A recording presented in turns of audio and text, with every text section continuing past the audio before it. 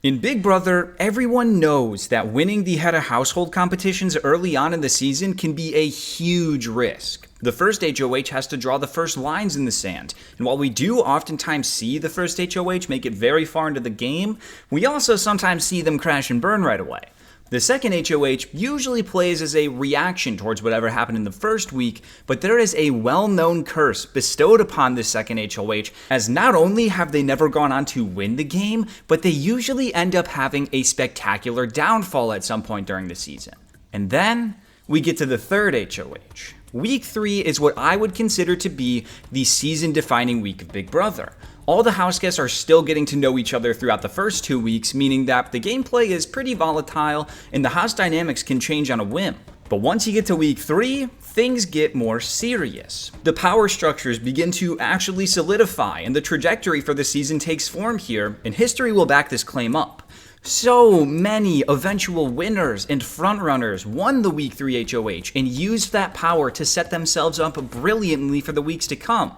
And when looking at the data, it's actually kind of scary just how well the pattern fits. Week 3 is, in my opinion, the most important week for long-term success, and there's no more important player in Week 3 than the HOH. Whether they set the tone for the rest of the season, or they shake up the game tremendously, or they put themselves in a position to win, the Week 3 HOH is a blessing, a gift, a one-way ticket to success, and we're going to talk about it.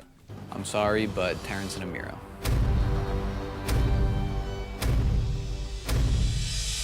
So, I already mentioned that the second HOH has produced 0 winners, but the Week 3 HOH has produced 5. Drew in Big Brother 5, Dick in Big Brother 8, Rachel in Big Brother 13, Derek in Big Brother 16, and Xavier in Big Brother 23 all won the third HOH and went on to win the game. Drew used his HOH to target Holly, a player who was seemingly on his side at that point in the game, but this was one of the moves that Drew was able to use to eventually distance himself from the 4 horsemen and over to Diane, where he was then able to ride that out through the rest of the game. Dick used his HOH to really begin his reign of terror on the house, and although getting someone like Mike Dutz out wasn't necessarily the biggest power move, it did establish the Donatos as a real competitive force in the house, and it certainly aided in America's infatuation with him, which actually did help him in winning the game. Rachel's HOH solidified that the veterans were going to continue to steamroll through the newbies on Big Brother 13, and her week took out the strongest male newbie in the house while also giving the veterans the first true numbers advantage that they had seen. Derek's HOH win in Big Brother 16 practically solidified that his alliance was going to dominate the game in admittedly boring fashion, but it really set in motion the second phase of the game, and he took out Devin, the biggest wild card at that point. This HOH is kind of the embodiment of Derek as a player. And lastly, we have Xavier's HOH win in Big Brother 23, which foreshadowed the Cookout's invisible dominance, as Xavier was able to make moves without any suspicion from the rest of the house, and he took out Brent, an early season nuisance. Xavier's HOH was very reminiscent of Derek's HOH, and I think both of their Week 3 HOHs are prime examples of how beneficial they can be to your game as long as you play it right. I am aligned with almost too many damn people. That's what makes this game so Darn stressful, but it's fun, right? Right? It's fun. The Week 3 HOH isn't just a blessing for future winners. Almost every other Week 3 HOH winner has used it to take control of the game and set themselves up for a deep run, even if it didn't always work out perfectly. And when I say almost every Week 3 HOH, I mean it. We're gonna go through all of them. Will and I are the closest in the whole house. To who? Each other? Yeah. And what does that have to do with me? Nothing, just what I said. You can take it however you want. All right. That's fine.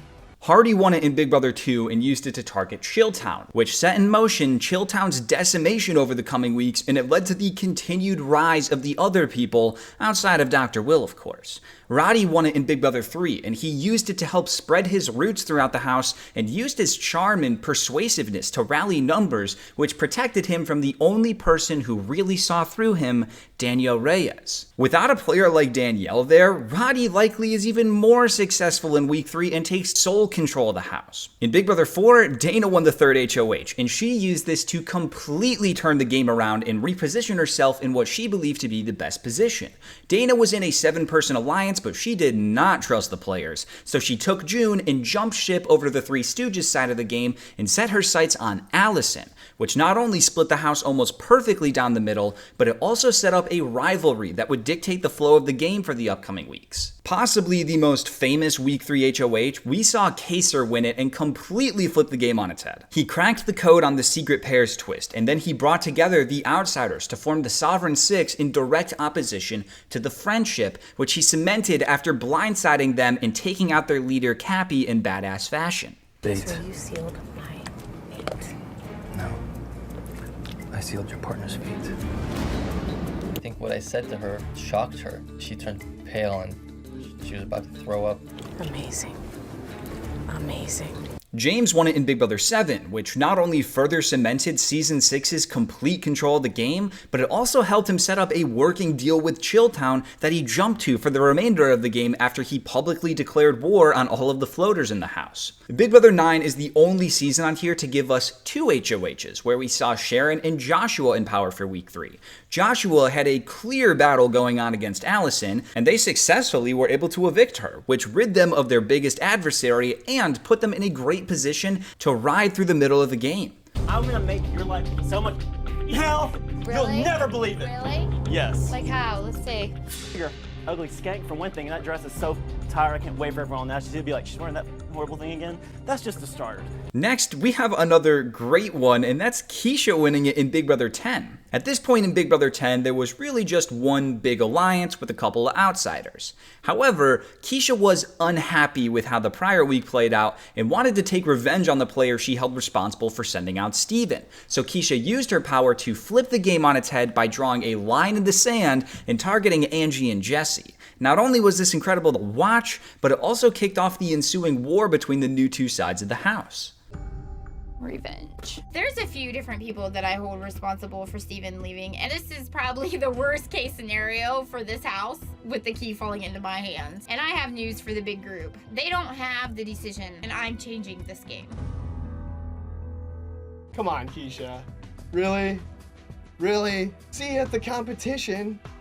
Hope you lose. Speaking of Jesse, Jesse actually went on to win the Week 3 HOH in Big Brother 11, which really solidified Jesse's total dominance on the season and what likely would have led to his side winning the game in dominant fashion had it not been for Jeff's coup d'etat a few weeks later. Matt won the third HOH in Big Brother 12, which not only put the Brigade in positionally the best spot in the house, but it also solidified that there would be an ongoing back and forth battle between the Brigade and Brendan and Rachel, as the two sides would practically trade HOHs for the first 2/3 of the game. Shane won the HOH in Big Brother 14, and it looked like he was going to successfully take out his obvious physical opposition, Frank. By doing so, Shane would have drawn a line in the sand and severely weakened the other side of the house in one fluid motion, but his plans were majorly screwed up once the reset button came into play, which allowed for Frank to survive the blindside. In Big Brother 15, Helen won the HOH and officially took control away from the other side of the house, and when you combine that with Alyssa's MVP power, it allowed for her to get rid of the leader of the other side, Jeremy, and it put Helen in the driver's seat for the weeks to come.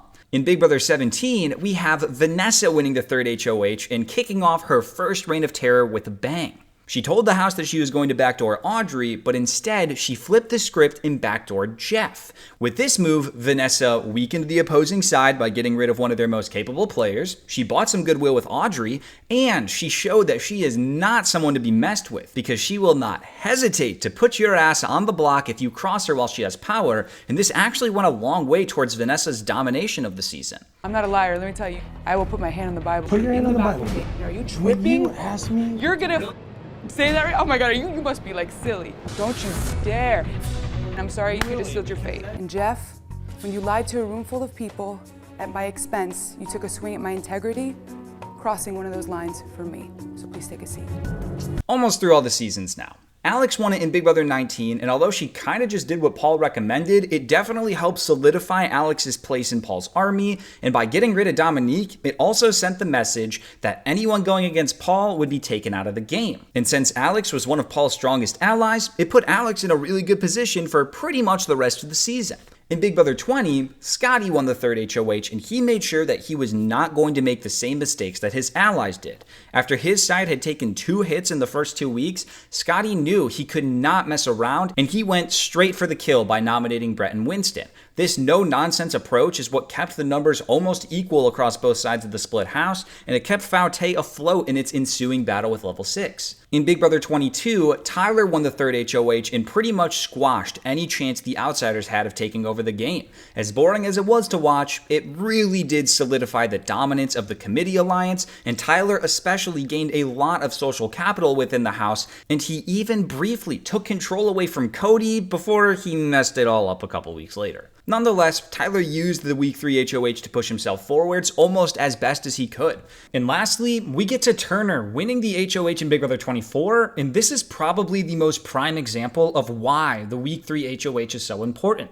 Turner went into Week 3 not necessarily in the greatest position, but by winning power, he was thrust into the forefront of the house. So, when Joseph and Kyle began putting in the work to flip the house upside down by creating the leftovers, Turner was not only in a great spot to be included in this alliance, but he also had the power to make the move happen. So, after the leftovers fully formed, Turner blindsided Amira at the veto meeting, took a stand in defense of Taylor, and completely changed the trajectory of the season, which tremendously helped him in making it all the way to the final 3. The house flipped the vote almost on me. I feel personally attacked, and so I knew this week was vital. I really think Nicole and Amira are huge problems in this game. I want to just go full force and put them on the block. This was built together, so we need a name.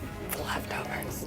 Leftovers. People sleep on leftovers. I say it's time for the leftovers to take over. I will name a new set of Festy Besties as replacement nominees. I'm sorry, but Terrence and Amira.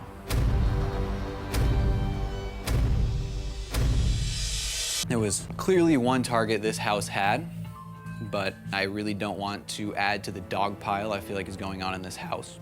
Behind closed doors, a lot of you say some crazy things about individuals, and I really don't want to draw a line in the sand with saying this, but as the youngest one in this house, I don't feel like I should be the one to say that it's not okay.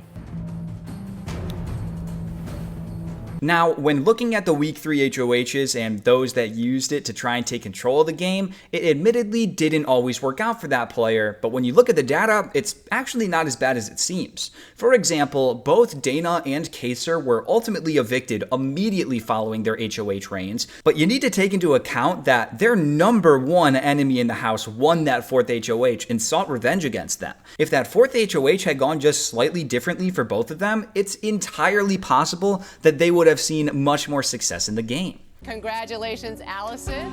You are the new head of household. What the hell went wrong? What happened?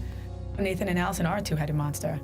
Actually, probably together, they're a head and a half. Now, there's always going to be some exceptions to the rule, so there are some players that, despite winning the HOH, just weren't able to take control of the week and had the power slip from them. In Big Brother 18, Bridget had won not just the HOH, but also the veto, so it looked like she was going to be successful in getting her target Tiffany out. However, a group of 5 players decided to flip the vote against Bridget's wishes and evicted Bronte instead, which severely weakened her and left her outside the power structure for the remainder of the game.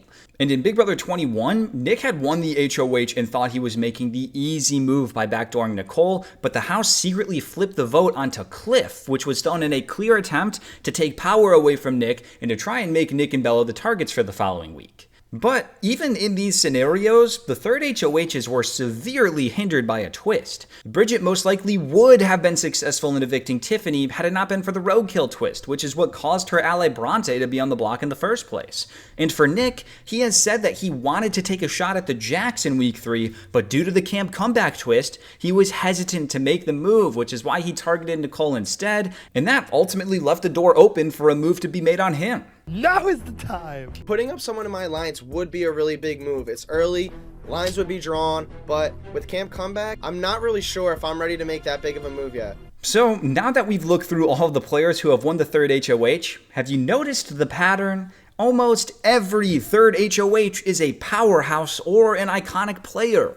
Hardy, Roddy, Dana, Drew, Kaser, James, Tick, Sharon, Keisha, Jesse, Matt, Rachel, Shane, Helen, Derek, Vanessa, Alex, Scotty, Tyler, Xavier, Turner. Hell, the only players that I didn't mention were Bridget, Nick, and Joshua, and even they left marks on the season. There are pretty much 0 examples of a third HOH that didn't amount to anything in their season, and it really is fascinating when you look at it all put together. The second HOH seemingly has a curse given to whoever wins it, whereas the third HOH is the complete opposite. A blessing is sent to whichever lucky soul wins the third HOH, and I feel like there's a solid amount of evidence to support the claim that the third HOH might just be the most important HOH to win outside of the first, the last, and maybe a couple endgame ones.